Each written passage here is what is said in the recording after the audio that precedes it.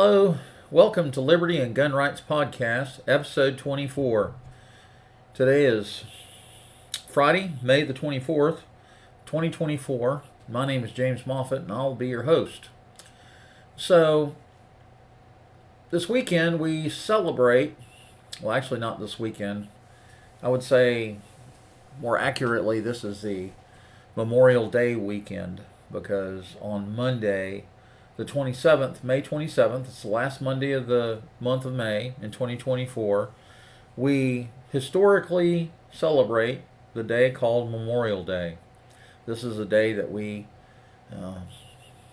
honor and remember those who fought and died in several wars in order for us to enjoy our freedom today. So, I dug up some historical facts, and I thought, what would be more appropriate for Liberty and Gun Rights Podcast than to share some of these historical facts from Charleston, South Carolina, and how all that ties into liberty and gun rights. And I want to talk a little bit about what Memorial Day is and some of the history behind it. So, Memorial Day is observed on the last Monday of May. Is an American holiday that honors the men and women who died while serving in the U.S. military. Let's explore its origins, significance, and any connections to liberty and gun rights. Origins of Memorial Day.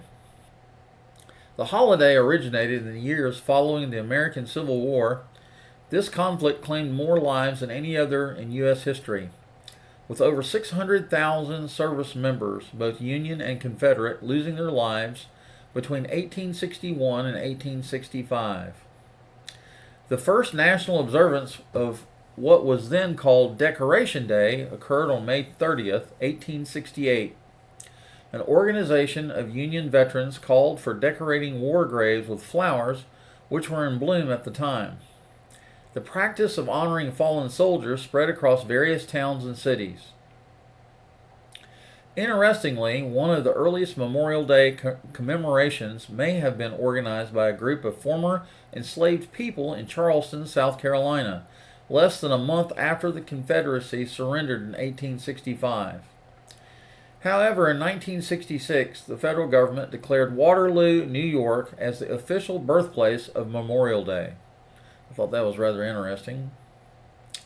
Memorial Day significance. Memorial Day serves as a day of reflection and remembrance for those who died while serving in the U.S. military. It encourages Americans to pause at 3 p.m. local time for a moment of silence.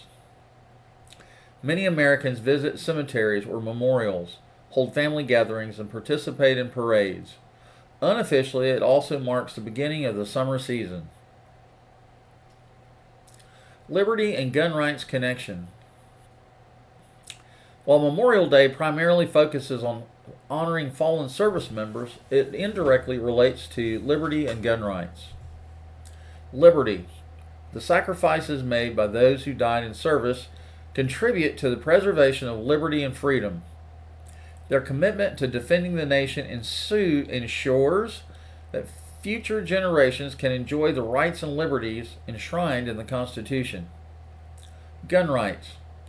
Memorial Day reminds us of the importance of a strong national defense. The right to bear arms, protected by the Second Amendment, plays a role in safeguarding our country's security and sovereignty. In summary, Memorial Day is a solemn occasion to honor our fallen heroes, but it also serves as a reminder of the interconnectedness of liberty, sacrifice, and the defense of our nation. All right, so I'm in Goose Creek, South Carolina, or as we call it, Duck Ditch, for those that are not knowledgeable of our local area here, geographically speaking. So we're just outside of Charleston, South Carolina. Charleston, South Carolina has a rich history connected to the concept of liberty, particularly during the American Revolution. Here are some significant liberty-related topics associated with Charleston. Charleston's Liberty Tree. This was an important symbol during the American Revolution in South Carolina. It served as a venue for political debates and patriotic celebrations between 1766 and 1780. The Liberty Tree was a living representation of freedom and was used by protesters against the Stamp Act of 1765. Roots of freedom. Before the South Carolina flag's famous palmetto, the Liberty Tree was a massive oak that stood as a symbol of revolution. It was located beyond the 1760s city limits of Charlestown, where people gathered to discuss revolution. The British cut down the Liberty Tree and burned its stump when they retook possession of the town in 1780. So I've got a, let's see here. Let me bring up a picture of this Liberty Tree.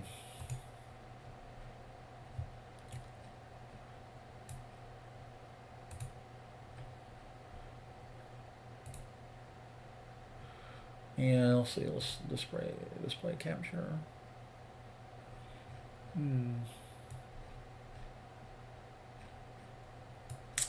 Well, I was going to bring it up. Let's see. What am I doing wrong here? Media source. Display capture. Guess it would help if I turned it on, right? Okay. Anyway, remembering Charleston's Liberty Tree, Part 1. Charleston's Liberty Tree is an important part of the story of the American Revolution in South Carolina as a venue for both weighty political debates and patriotic celebrations. It appears as a relatively minor character in the general narrative of the political activities that transpired here between 1766 and 1780. Nearly every published history of Revolutionary War in this state mentions the Liberty Tree, but none have focused on this topic exclusively. Today we'll examine both the roots of its symbolic meaning and its role in the journey to independence. The idea of using a living tree to represent the abstract concept of liberty may or may not be related to the liberty pole, an ancient symbol that dates back to Roman times. In the semiotic vocabulary of earlier centuries, a wooden pole surmounted by a phrygian or liberty cap represented liberation, the transition from slavery to freedom. In the political rhetoric surrounding the American Revolution, various orators and essayists evoke this image in conjunction with the upright trunk of living trees. Images of roots and branching limbs inspired metaphors describing the stable trunk of liberty rooted in American soil and supporting many branches representing the various interdependent colonies. The symbolic Liberty Tree was, like its natural counterpart, a living entity that required care and maintenance. As Thomas Jefferson famously wrote in 1787, the Tree of Liberty must be refreshed from time to time with the blood of patriots and tyrants. Oh, that's very interesting. I did not know that. I mean, I remember hearing that saying, but I didn't remember who that was from. All right, so going back to our other points. So that's the Liberty Tree. American Revolution. We're talking about the connectedness of liberty and gun rights to Memorial Day. Charleston, South Carolina, and its role. American Revolution. Charleston played a significant and multifaceted role in the fight for independence.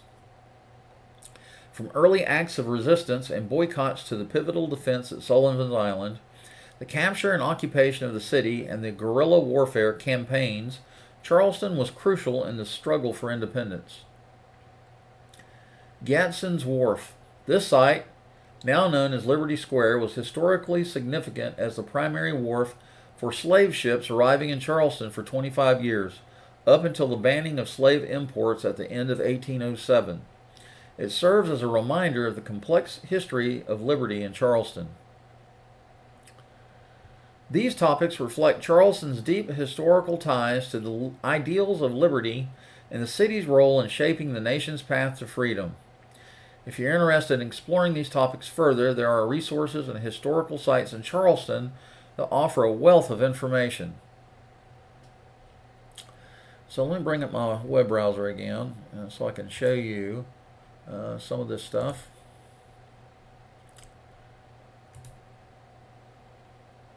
All right, so I want to backtrack here and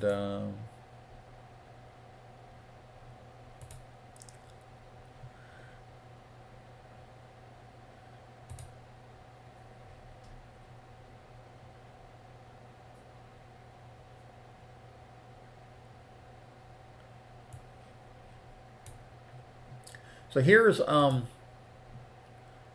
from TripAdvisor. Charleston off the beaten path.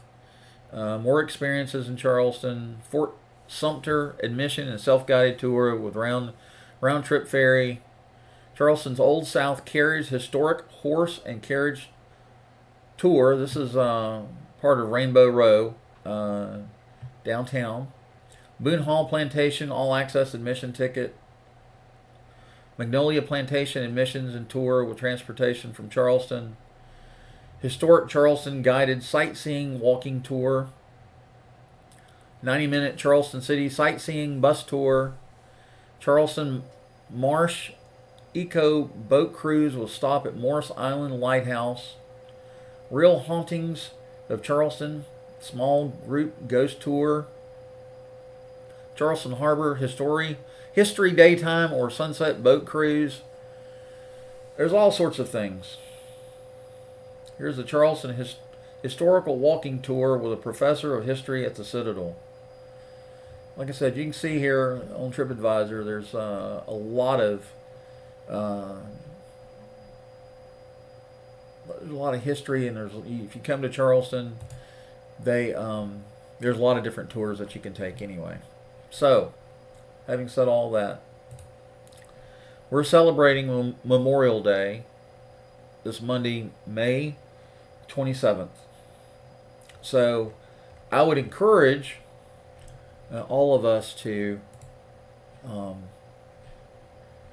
pause at 3 p.m. on Monday and have a moment of silence.